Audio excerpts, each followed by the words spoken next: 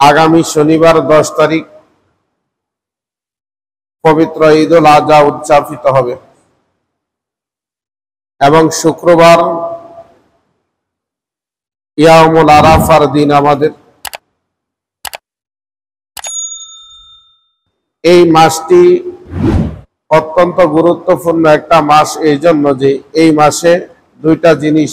এক হলো এই মাসে হজ আল্লাহ পাক যাদের উপর ফরজ করে দিয়েছেন, যাদের সামর্থ্য আছে তারা ইতিমধ্যে অনেকে চলে গেছে, অনেকে এখনো যায় পৌঁছে নাই।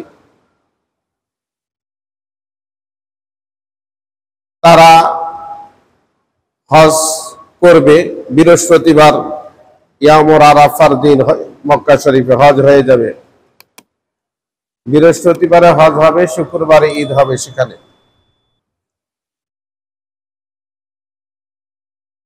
যারা আল্লাহ পাক যাদেরকে তৌফিক দিয়েছেন, যারা গেছেন, যারা যাবেন, তারা এত বড় সৌভাগ্যবান যে আল্লাহ পাক তার মেহমান হিসাবে তাদেরকে কবুল করেন। এবং যারা হজ করেছেন আপনাদের মধ্য থেকে যাদেরকে আল্লাহ তৌফিক দিয়েছে, আপনারাও অনেক সৌভাগ্যবান যারাই আল্লাহর ঘরকে জিয়ারত করেছেন, যারা নবীর রওজা মোবারককে জিয়ারত করেছেন। এদের মতন সৌভাগ্যবান আল্লাহর আকাশের নিচে আর জমিনের উপরে নাই। সুবহানাল্লাহ বলি। হাদিস শরীফে আল্লাহর হাবিব সাল্লাল্লাহু আলাইহি ওয়াসাল্লাম বলেন যে আমার ইন্তেকালের পর যে আমার কবরকে জিয়ারত করবে, আমি নবীর জন্য ওয়াজিব হয়ে যায় তার জন্য হাসরের ময়দানে শাফায়াত করা। সুবহানাল্লাহ বলি। যারাই নবীর রওজা মোবারককে জিয়ারত করেছেন তারা সৌভাগ্যবান। অনেক লোকের দেখবেন কোটি কোটি টাকা আসে, কিন্তু মক্কা মদিনা যাওয়ার মতন টাকা নেই, অর্থাৎ তাকে আল্লাহ পাক কবুল করতেছে না। আমার নিজের চোখের দেখা, টাকার কোনো অভাব ছিল না। ইচ্ছা করলে মানে আমি যেই কয় বছর দেখেছি, এই কয় বছর হজ করলেও কোনো টাকা ফুরাইতো না, কিন্তু আল্লাহ তৌফিক দেন নাই, মাটির নিচে চলে গেছেন। এবং যাবে যাবে বলে এই বছর যাইব না, আগামী বছর যাইব, এরকম বলছে। এই জন্য টাকা শুধু থাকলে হবে না। দেখবেন যাদের টাকা নাই তাদেরকে যদি আল্লাহ পাক কবুল করে, কোনো না কোনো উসিলায় মক্কা মদিনা নিয়ে যায়। এটাও আমার চোখের সামনে। আমার সাথে আরফি গেট মুয়াজ্জিন ছিল, কিশোরগঞ্জ বাড়ি। হঠাৎ করে উনি যখন চাকরি ছেড়ে দিয়ে চলে যান, এক সময় আমার ফোন দিয়া বলে যে হুজুর আমি হজ করতে যাইতেছি। শুনে খুব খুশি হলাম। দেখেন উনি গরিব মানুষ ছিলেন, কিন্তু ওনার এক চাচার বদলি হজে ওনাকে পাঠাইতেছে। হজ কিন্তু আরেকজনের, কিন্তু ওনাকে আল্লাহ রাব্বুল আলামিন পবিত্র কাবাকে দেখাবেন, আল্লাহর নবীর রওজা মোবারক জিয়ারত করবেন।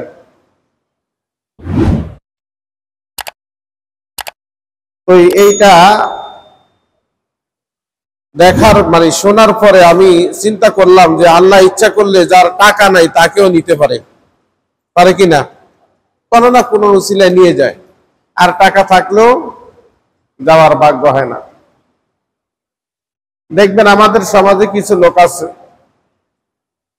টাকা পয়সা আছে কিন্তু এই মুহূর্তে নাই, হয়তো দানা হয়ে গেছে বা ব্যবসার কাছে টাকা খাটাইছে, এখন টাকা নেই, দেখবেন কোরবানি দেয় না। টাকা থাকার পরেও অনেকে কোরবানি দেয় না। আবার অনেকে যারা মধ্যবিত্ত আছে, যে পরিমাণ টাকা আছে কোরবানি দিতে পারে, কিন্তু এরপরেও কোরবানি দেয় না। অথচ এই কোরবানির মধ্যে অনেক সওয়াব। রাসূল কারীম সাল্লাল্লাহু আলাইহি ওয়াসাল্লাম যখন কোরবানি সম্পর্কে বলেন, সাহাবা আজমাইনরা বলে قالوا فما لنا فيها يا رسول الله صلى الله عليه وسلم يا رسول الله يا حبيب الله আপনি যে বলতেছেন আমরা কুরবানি দেওয়ার জন্য, এই কুরবানিটা দিলে আমাদের লাভটা কি হবে? আল্লাহর হাবিব মুহাম্মদ রাসূলুল্লাহ সাল্লাল্লাহু আলাইহি ওয়াসাল্লাম বলেন, ক্বাল বিকুল্লি শা'রাতিন হাসানা। আল্লাহর হাবিব সাল্লাল্লাহু আলাইহি ওয়াসাল্লাম বলেন, কুরবানির পশুর প্রতিটা পশমের বিনিময়ে আল্লাহ সওয়াব দান করেন।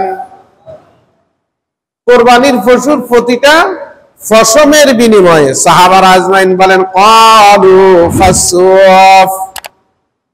আল্লাহর হাবিবকে আবার প্রশ্ন করে, ইয়া রাসূলুল্লাহ ইয়া হাবিবাল্লাহ, প্রতিটা পশমের বিনিময়ে লক্ষ লক্ষ কোটি কোটি এক একটা পশুর পশম, এই প্রতিটা পশমের বিনিময়ে কি আসলে আল্লাহ সওয়াব দিবেন?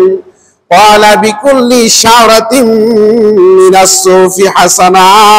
আল্লাহর হাবিব সাল্লাল্লাহু আলাইহি ওয়াসাল্লাম বলেন, হ্যাঁ, প্রতিটা পশমের বিনিময়ে আল্লাহ রাব্বুল আলামিন সওয়াব দান করবেন। ভাইরা আমার, আমরা তো কোরবানি দিই, কিন্তু কোরবানির চামড়া তো বিক্রি করে দিই বা দান করে দিই। আমরা কি কখনো দেখেছি যে আজকে কয়টা সওয়াব পাইলাম? 5 জন বা 7 জনের কোরবানি দিলাম, তাইলে আমার কয়টা? প্রত্যেকটা পশমের বিনিময়ে আল্লাহর হাবিব বলছেন সওয়াব দিবেন, তাইলে আমার ভাগে কয়টা সওয়াব হইছে? আমরা পশম গুনি কেউ? এটা কি সম্ভব?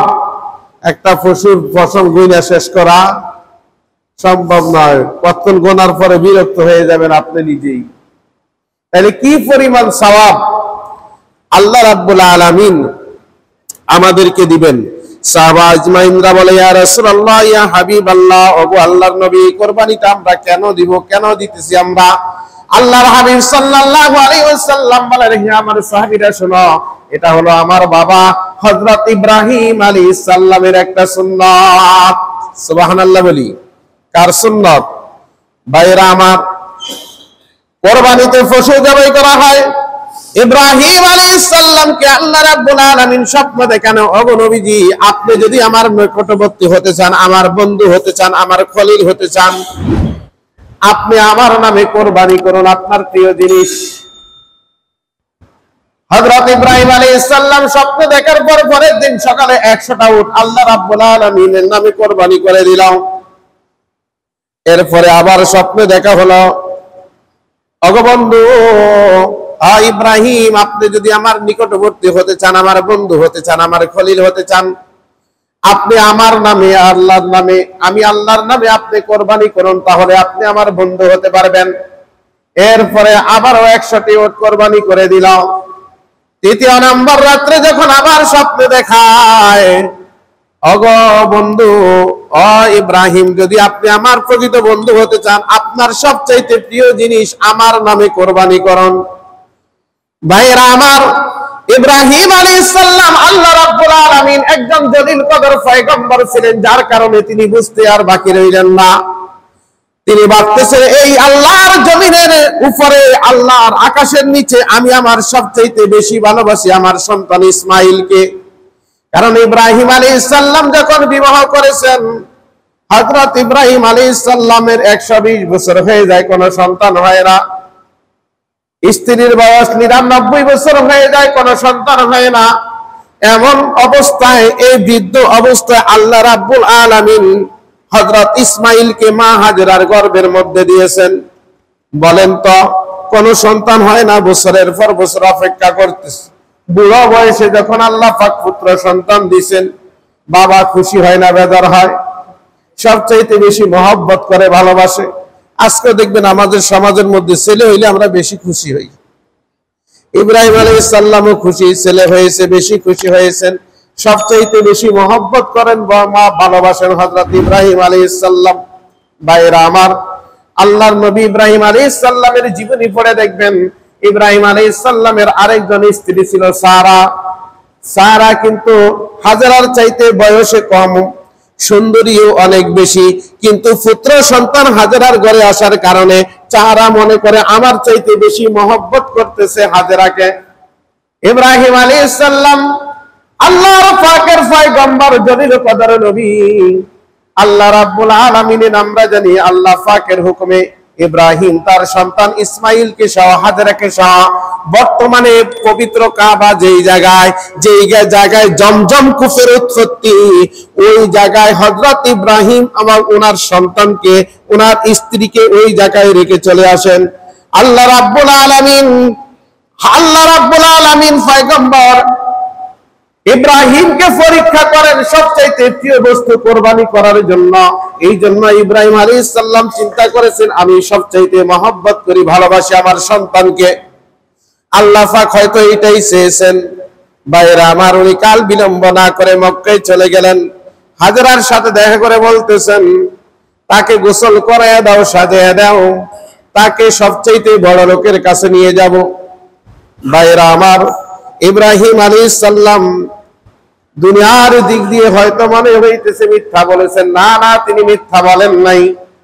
আল্লাহর আকাশের উপরে জমিনের নিচে, এই জমিনের উপরেও আল্লাহর চাইতে বড় আর কেউ নাই। সবচাইতে বড় লোকের কাছে নিয়ে যাবে। বাবা আমার, হাজেরা যখন ইসমাইলকে গোসল করায় পানিগুলো ঢেলে দেয়, দূর থেকে ইব্রাহিম আলাইহিস সালাম চোখের পানিগুলো ছেড়ে দেয় আর চিন্তা করতেছে হাজেরা তোমার আদরের সন্তানকে জীবনের শেষবারের মতন তুমি গোসল করাইতেছে গো, আর কোনদিন তোমার কাছে আসবে না, গোসল করাইতে পারবে না। ভাইরা আমার, দেখবেন এই জন্য আমরা কি করি, পশুরকে ঈদের দিন সকালে গোসল করাই কি করাই না, সুন্দর করে গোসল করাই, এটাকে সুন্দর করে যত্ন করি, কারণ কিছুক্ষণ পরে তো জবাই করবো, তাইলে গোসলের দরকার কি ছিল, পয় পরিষ্কার করার দরকার কি ছিল, একটু পরে তো জমির মধ্যে, মাটির মধ্যে, বালুর মধ্যে তাকে আমরা শয়ে জবাই করে দিব। এটা হলো বাবা ইব্রাহিম আলাইহিস সালামের সুন্নাত। হাজেরা ইসমাইলকে সুন্দর করে গোসল করাইয়া, পোশাক পরিচ্ছদ পরাইয়া, এবার যখন ইসমাইলকে নিয়ে যায় কোরবানি দেওয়ার জন্য, আপনারা জানেন যারা হজ করেছেন, এক জায়গায়, দুই জায়গায়, তিন জায়গায় শয়তানকে আপনারা কঙ্কর নিক্ষেপ করেন। হাজেরাকে বলেছিল, হাজেরা কার কাছে দিয়ে দিয়েছ, তোমার স্বামী তো কিছুক্ষণ পরে নিয়ে তোমার এই সন্তানকে জবাই করে দিবে। হাজেরাকে ধোঁকা দিতে পারে নাই শয়তানকে কঙ্কর নিক্ষেপ করা হয়েছিল। ইসমাইলের কাছে গেল, ইসমাইল তুমি কি বুঝতেছো না, তোমাকে কিছুক্ষণের মধ্যে তোমার আব্বা জবাই করে দিবে। পয়গম্বরের ছেলে সেই রকম মজবুত ইমানদারি হয়। ইসমাইলকে শয়তান ধোঁকা দিতে পারে নাই, ইসমাইলও শয়তানকে পাথর নিক্ষেপ করেছিল। ইব্রাহিম আলাইহিস সালামের কাছে যখন সন্তান ইসমাইল কথাগুলো বলল, এবার বাপ বেটা দুইজনে মিলে শয়তানকে কঙ্কর নিক্ষেপ করেছিল। এই জন্য হাজী সাহেবদের জন্য এই একটা কাজ আল্লাহ রাব্বুল আলামিন হজের বিধান করে দিয়েছেন। যারা হজ করতে যাবে তারা ওই তিন জায়গায় পিলার স্থাপন করে দেওয়া হয়েছে, ওইখানে শয়তানকে কঙ্কর নিক্ষেপ করা। ভাইরা আমার, আল্লাহ রাব্বুল আলামিনের নবী ইব্রাহিম আলাইহিস সালাম হযরত ইসমাঈল আলাইহিস সালামকে যে কথাগুলো বলেছেন, আল্লাহ রাব্বুল আলামিন সূরাতুস সাফাতের 102 নম্বর আয়াতের মধ্যে আল্লাহ কথাগুলো রেকর্ড করে কোরআনের মধ্যে দিয়ে দিয়েছেন। ক্বালা ইয়া বুনাইয়া ইন্নী আরা ফিল মানাম আন্নী আযবাহুকা ফানজুর মাযা তারা। ইব্রাহিম আলাইহিস সালাম বলতেছে, হে আমার সন্তান, আল্লাহ রাব্বুল আলামিন আমাকে স্বপ্নে দেখাইছে আমি তোমাকে জবাই করতেছি, আমি তোমাকে এখন জবাই করব। বাবা আমার, আপনি যদি আপনার সন্তানদেরকে নিয়ে কোন জঙ্গলের দিকে যাই, জঙ্গলের মাঝখানে যে যদি বলি, বাবা কালকে রাত্রে স্বপ্ন দেখছি তোমাকে জবাই করার জন্য, এখন তোমাকে শোয়াইবার জবাই করব, সন্তান যদি দেখে আসলে বাবার হাতের মধ্যে ছুরি আছে, বাবা আমাকে ঠিকই জবাই করবে, বলেন তো সন্তান কি আর জায়গায় থাকবে? সন্তান জায়গায় থাকবে না, দৌড় দিবে, বাঁচার জন্য চেষ্টা করবে। কিন্তু ইব্রাহিম আলাইহিস সালামের সন্তান ইসমাঈল আলাইহিস সালাম ওই কথা শুনে কি জবাব দিয়েছেন সেটাও আল্লাহ কোরআনে রেকর্ড করে দিয়েছেন।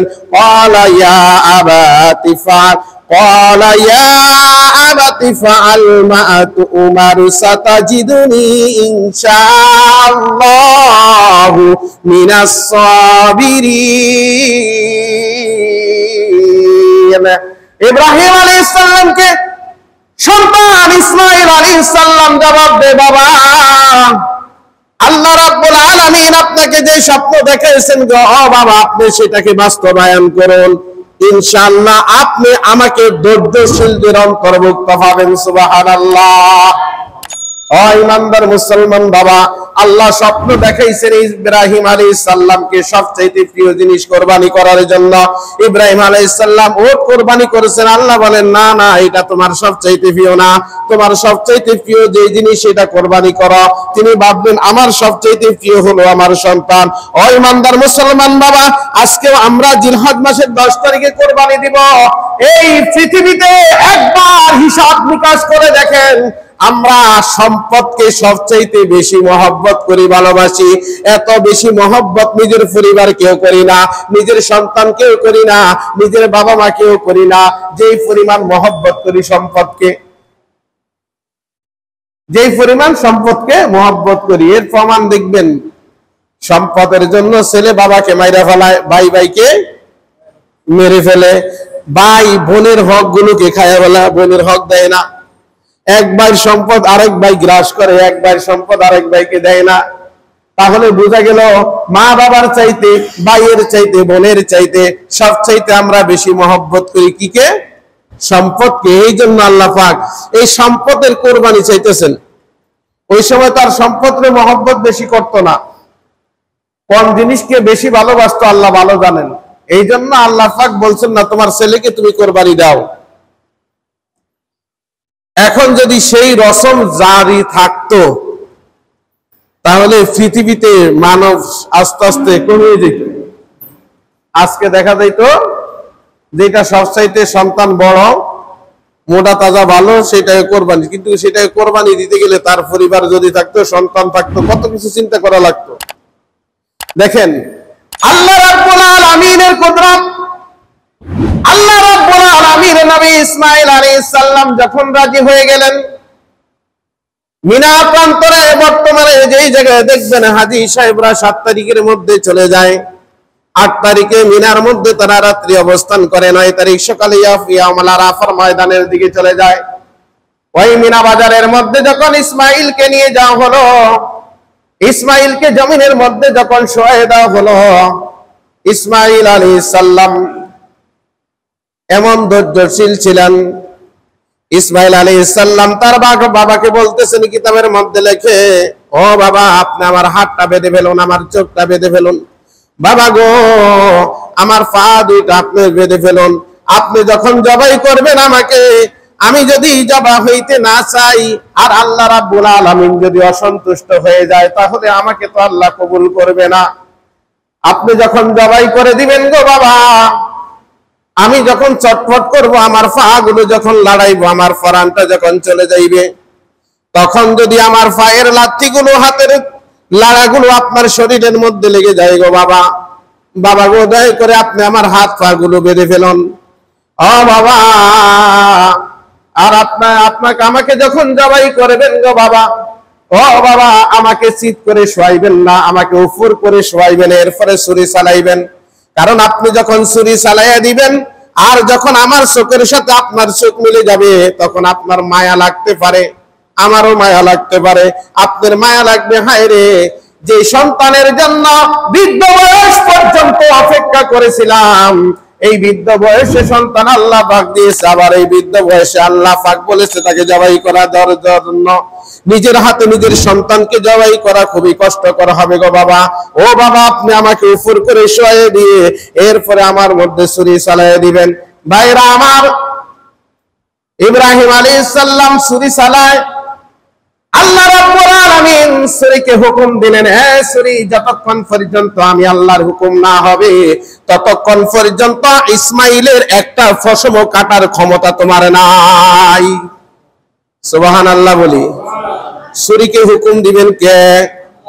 আল্লাহ। ভাইরা আমার, ছুরিকে আল্লাহ রাব্বুল আলামিন হুকুম দিবেন, এরপর ছুরি কাটবে, না হয় ছুরি কাটবে না। ইব্রাহিম আলাইহিস সালাম কয়েকবার চেষ্টা করে বিরক্ত হয়ে গেলেন, রাগ করে হাতের ছুরিটা তিনি ছুঁড়ে ফেলে দিলেন। কিন্তু দেখা গেল ছুরিটা যে কঠিন একটা পাথরের মধ্যে লাগলো, পাথরে লাগার দেরি হয়েছে, পাথরটা দ্বিখণ্ডিত হইতে দেরি হয় নাই। নরম মানুষের দেহ কাটে না, অথচ পাথরকে দুই খণ্ড করে ফেলে। ইব্রাহিম আলাইহিস সালাম আবার ছুরিটা আনলেন। ইব্রাহিম আলাইহিস সালাম এবার বিসমিল্লাহ আল্লাহু আকবার বলে জবাই করে দিবেন।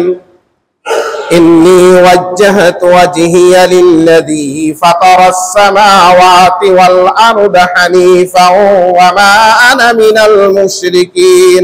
পারেন সবাই? সবাই পারি না এটা? গরু জবাই করতে লাগবে, দেখবেন আপনাদের গরু, আপনারা এটা বলবো সামনেই।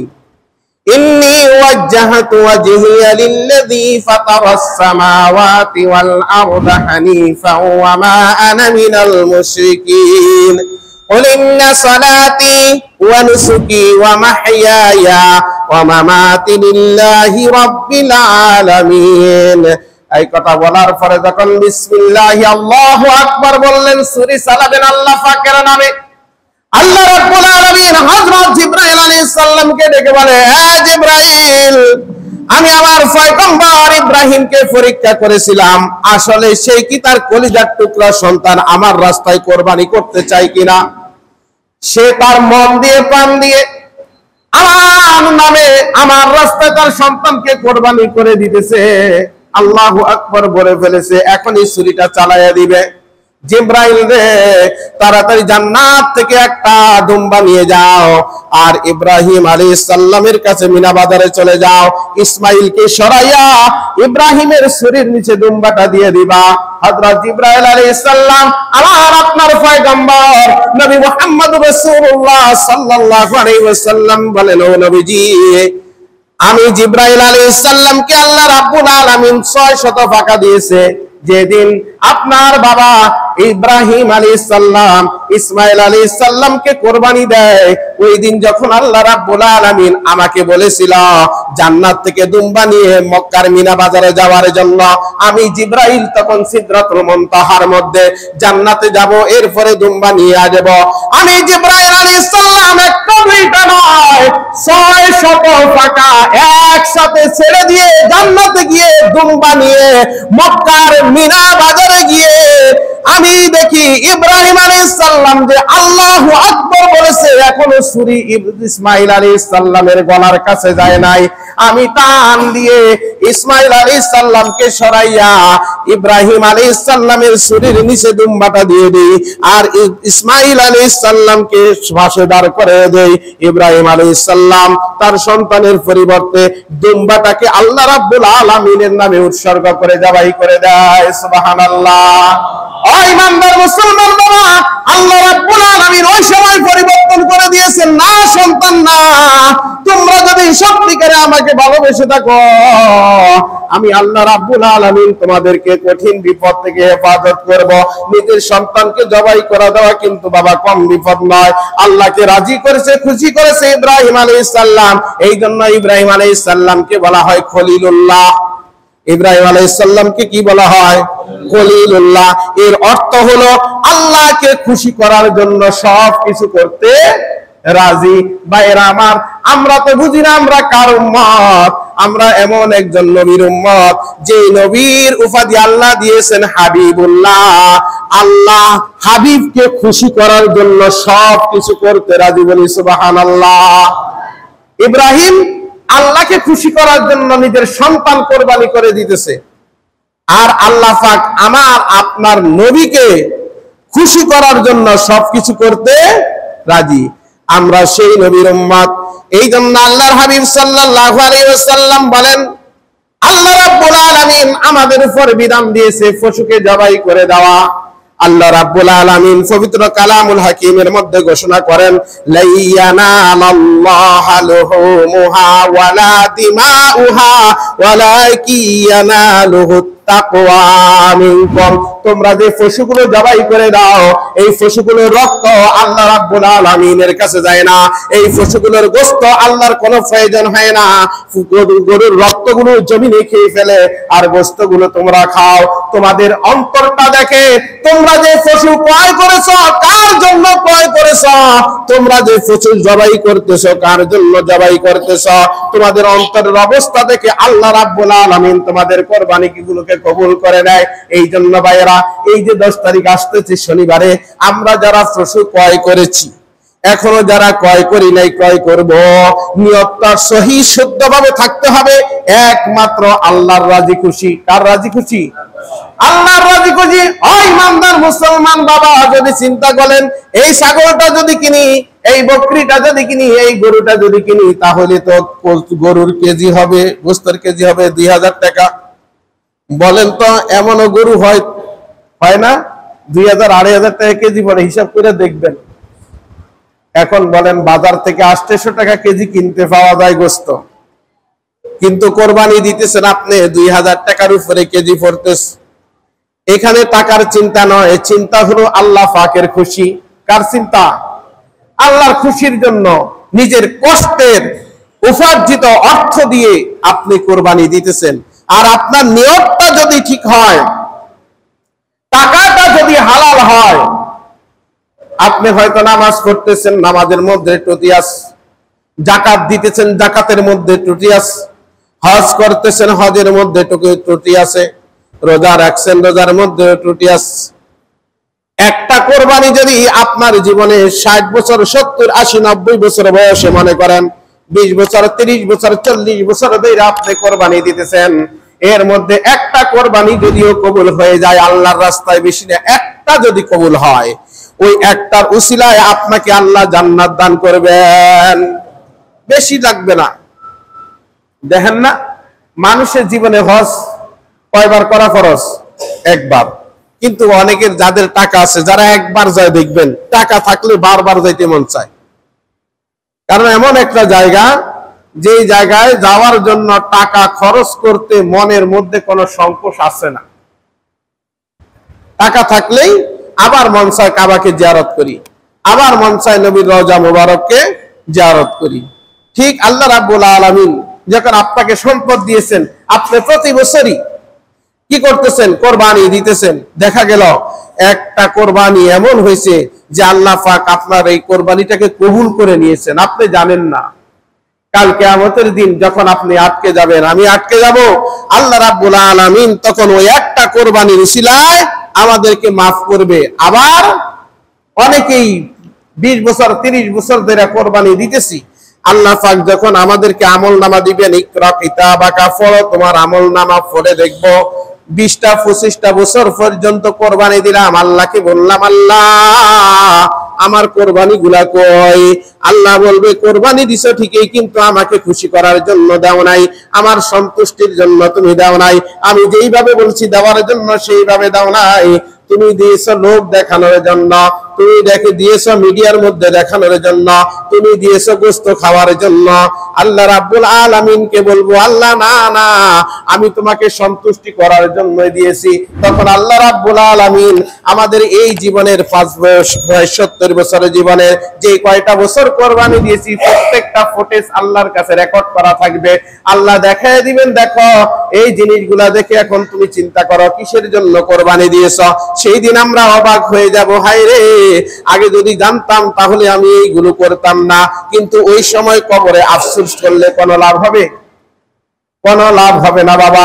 এই জন্য দুনিয়ার জমিনের মধ্যে সময় থাকতে আমাদেরকে এইগুলো করতে হবে। এই জন্য গত 2 জুমা পর্যন্ত কোরবানির মাসালা নিয়ে আপনাদের সামনে আলোচনা করেছিলাম। আমার দায়িত্ব হলো আমি আপনাদেরকে জানিয়ে দেওয়া।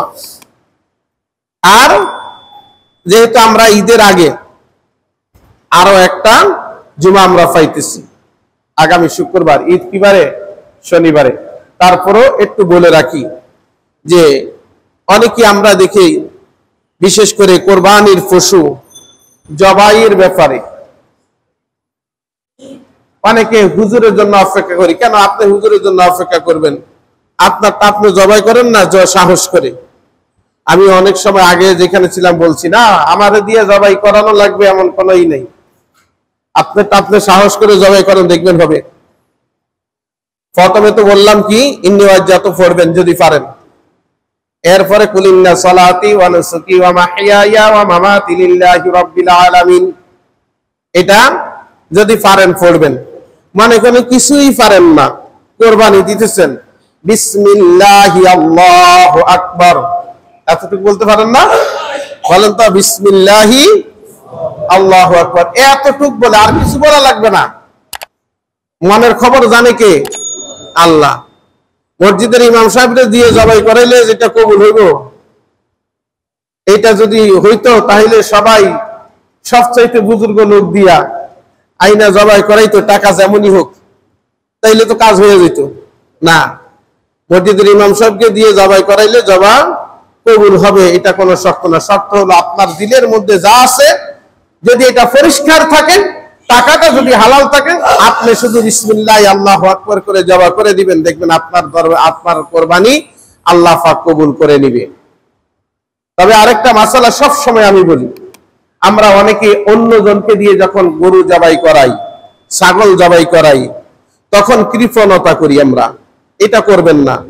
এটা বলবেন হুজুর আপনি টাকা পাওয়ার জন্য, না আমি তো আপনাদেরকে সহজটা বলে দিছি, 1 টাকাও লাগবে না। কিন্তু যদি আরেকজনকে দিয়ে কষ্ট করান, উপযুক্ত পারিশ্রমিক দিয়ে দিবেন। দেখবেন গরু কিনছে 1 লক্ষ টাকা দিয়া, হুজুরে যখন জবাই করছে হুজুরে 100 টাকা ধরাইয়া দেয়, 200 টাকা ধরায়, 500 টাকা আপনার হাতে উঠে না। এই মন মানসিকতা থাকতে হবে, এই মন মানসিকতা রাখবেন যে 1 লাখ টাকা দিয়ে গরু কিনলাম, 1 লক্ষ টাকার গরু।